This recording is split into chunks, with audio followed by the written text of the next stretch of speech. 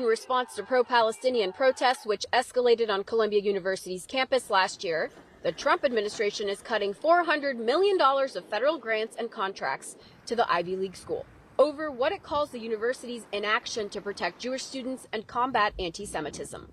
The university's interim president, Katrina Armstrong, sent a letter to Columbia students and community members Friday night. She says, "There's no question that the cancellation of these funds will immediately impact research and other critical functions of the university, impacting students, faculty, staff, research, and patient care. We are committed to working with the federal government to address their legitimate concerns. To that end, Columbia can and will continue to take serious action toward combating anti-Semitism." It was Friday afternoon when Trump's Education Secretary Linda McMahon released a statement saying, "Universities must comply with all federal anti-discrimination laws if they're going to receive federal funding. For too long, Columbia has abandoned that obligation to Jewish students." Robert Newton has been teaching at Columbia University for more than 30 years. He rejects the Trump administration's claim that there's widespread harassment of Jewish students at Columbia and believes these cuts are a devastating attack on scientific research. These cuts are aimed most directly at researchers, at people doing scientific research in laboratories, at field sites, people doing mathematical work in their offices. It's not true, but even if you believed that there was relentless harassment of Jews at Columbia, this is not targeted at the people who you think are doing that.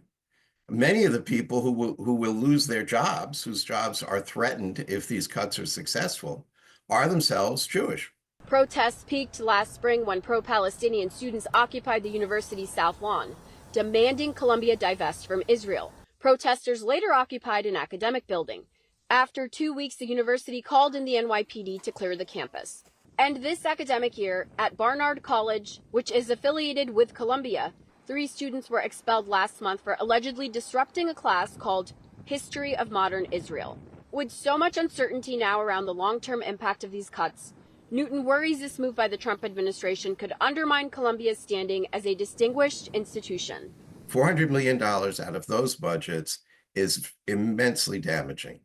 You will see, if this is successful, you will see some of North America's best research institutes, best research, most highly respected research organizations crippled by that kind of a cut.